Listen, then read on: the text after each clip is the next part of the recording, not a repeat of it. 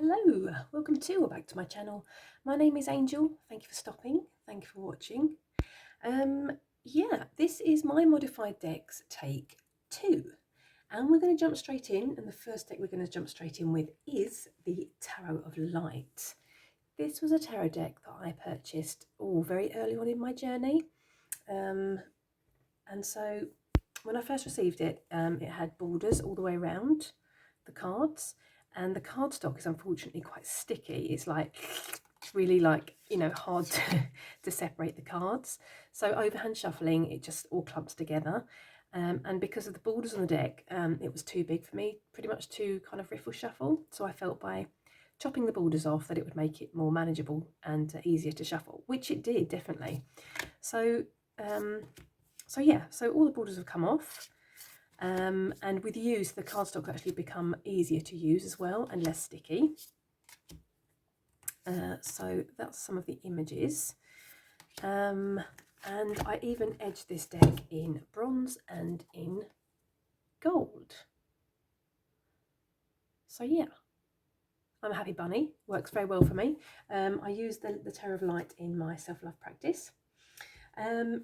Speaking of cutting off borders, the next tarot deck is the Enchanted Tarot. This is the 25th anniversary edition. This deck also had really large borders. I'm going to say obnoxious borders.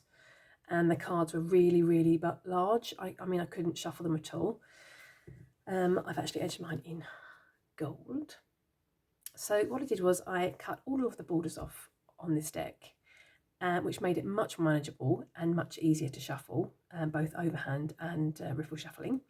And as yet, I haven't written on the elemental symbols or the numbers for the suits, because I'm kind of toying with the idea of using this deck as an intuitive deck instead, more like an oracle instead of a tarot deck. But I haven't decided 100% yet, so I'm kind of a bit on the fence. So yeah, watch this space. I think it could really work as an intuitive deck. Yeah, what do you think? Pop your comments in the comment section, let me know.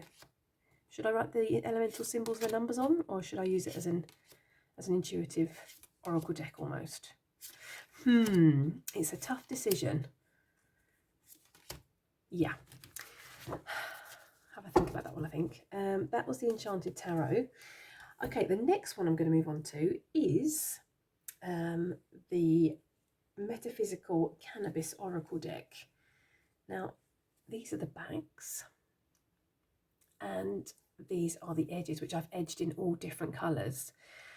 Hashtag colour me happy. Colour me freaking happy. I do love me some colour.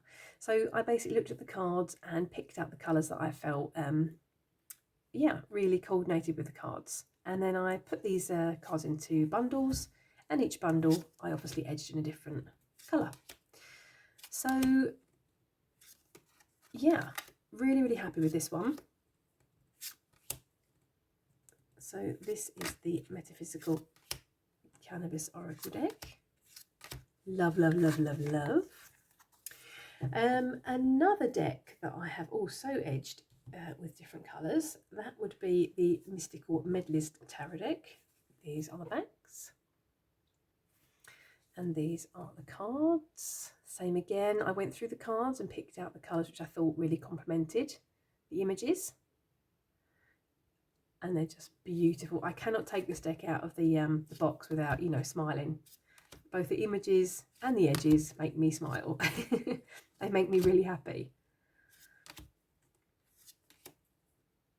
I love the Ten of Pentacles. So yeah. Oh, the Tower card. So that is the Mystical Medleys Tarot deck. Yeah. Okay, moving along, we have the Wildwood Tarot. Now, unfortunately, if you've seen the first video that I did of my modified decks, there was a fake deck in that video, the Dark Mansion Tarot, which was bought as a gift. And while I was filming that video, I suddenly realised that I had bought a deck unintentionally that was also a fake. which is this one, unfortunately. And I came upon that thought because there is a QR code on the box for the guidebook, for a PDF guidebook, which now makes me believe that this is a fake. And I actually bought it from a reputable seller online, but you know, perhaps they also thought it was real. I don't know, but that's a bit of a shame if they do know they're selling fake decks. Anyhow, so with this deck, this unfortunately didn't work for me as a tarot deck, so I decided to cut all the borders off and make it into an oracle. So this is a completely intuitive oracle deck now. I did also toy with writing the keywords on this deck, and I haven't decided if I'm going to do that. I think I'm going to leave it blank because I quite like that there is no prompt on the card. I just, you know, read it exactly how it feels on that day when I read it, in conjunction with other cards that I've pulled or the question that I've asked. So yeah. So the Wildwood Tarot is no more. It is now the fake Wildwood Oracle. Yeah, we're moving along swiftly. Okay, the next deck I have to show you is the Literary Witches Oracle. This was a deck I also bought very early on in my journey. It's a 70 card deck, and in the deck there are authors, different authors, which are called the witches, and there are also cards which are classed as the witches' materials. Now, I kind of found it a bit difficult with the author cards because I didn't really see where they fitted in my practice. So unfortunately, this deck has sat on a shelf for well over a year, not being used, which is a real shame. And a few weeks ago, I got a bee in my bonnet and decided to get the deck out again and separate the cards. So now I've only taken out the Witches Objects cards.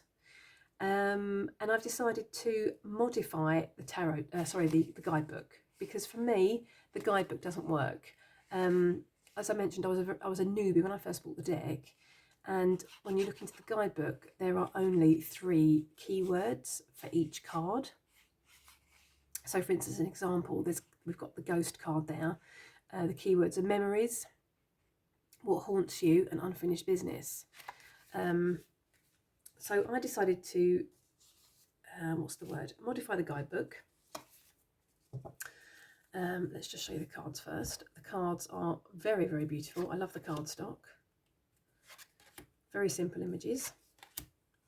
So this is an ongoing project. It's not completed as yet. So I decided to make a mini junk journal for this guidebook, and it's the same size as the cards, so it can all be put into a bag and to be kept together. So I need to make a cover for this, and I need to sew these pages together to make a signature. So once it's finished, it will make a journal, a little junk journal. And it's supposed to look, you know, rustic, well worn and well loved, which I think it does. And I use some recycled packing paper, which I received from different packages, some old pages from a book. So it's like quite aged, yeah, which is exactly the way it was supposed to look. So let's take the cat card here. So as I mentioned, there were 3 keywords in the original guidebook, which I used. Let's look here. This is alphabetical. I wrote my guidebook in alphabetical order. So the first 3 words are from the guidebook: cat, the untamed, self-ownership, and watching. And then I added intuition, magical secrets, good luck, the goddess Bastet, 9 lives, protection, independence, curiosity, observation, action, rest, the unknown, patience, wait for the right moment. And then with every card, I also added like a saying or a quote or a question. And for the cat card, I wrote, a cat has absolute emotional honesty. Human beings, for one reason or another, may hide their feelings. What are you hiding? So it's a bit of a question, yeah, for this card. So that is my modified guidebook. As I mentioned, I'm not finished. There's still other quotes that I need to find, and I still need to work with some of the cards. Some of the cards I've only written in the original words from the guidebook, so I still need to find, you know, my own or extend on the meaning of the cards. But it's an ongoing project, and I think once the cover is made and the rest of the guidebook is finished, I think it's going to be a really good tool. And then I'm just going to be using these object cards, which I think are going to work really well. But we'll see. We'll see. Fingers crossed. Fingers crossed. So that's another way to modify a deck, or that I have modified a deck. We're going to look at one last tarot deck, which is this one. And this one is the Tarot of the Abyss. And this is a really, really beautiful tarot deck. Unfortunately, I did not, what's the word? I didn't bond with this deck at all, which is a real shame, because it's a really, really beautiful deck and it's got some really beautiful images in. And I do have other black and white decks, so I don't think it's because it's a limited palette, or, you know, there's no colour in it. I don't believe it's that reason. However, yeah, the idea came forward, which was actually from a Facebook post that I read on one of the pages that I'm on Facebook, concerning tarot and oracle decks. And a person on one of those groups had started to colour in the images in this deck, and I thought that was an absolutely fantastic idea, and I decided to give that a try to help me bond with the deck. So that's exactly what I did. So whenever I feel like it, I draw a card from this deck and I colour the images in. And so these are some of the images that I've coloured in. And the whole point is that I'm not going to colour the whole card. It's literally just specific details that, you know, jump out at me. So these are the cards so far. And I'm really hoping that, you know, by working through this practice and working with each card like this individually, I'm really hoping that, you know, I bond with this deck. So fingers crossed. As I mentioned, this is an ongoing project. I'm not finished yet. But I so hope this is going to help me bond with the deck. I feel like I'm rambling. Am I rambling? I didn't hear a no. Which could mean, yes, you're most definitely rambling. So I'm going to keep quiet and just show you the cards.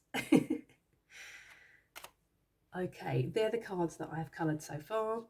And obviously I have quite a few left to colour in. So watch this space. That is pretty much all of the decks that I've got to show you today, all the modifications. Obviously, I have edged a lot of other decks and I've cut the borders off quite a few other decks as well. But these were kind of like the main ones to give, you know, to show a bit of variation on the decks that I've modified. So that was that. What say you? Do you modify your decks? Have you modified a deck and then thought, oh no, I shouldn't have done that. I definitely shouldn't have done that. Have you had to rebuy a deck because, you know, a modification has gone a bit a bit squiffy?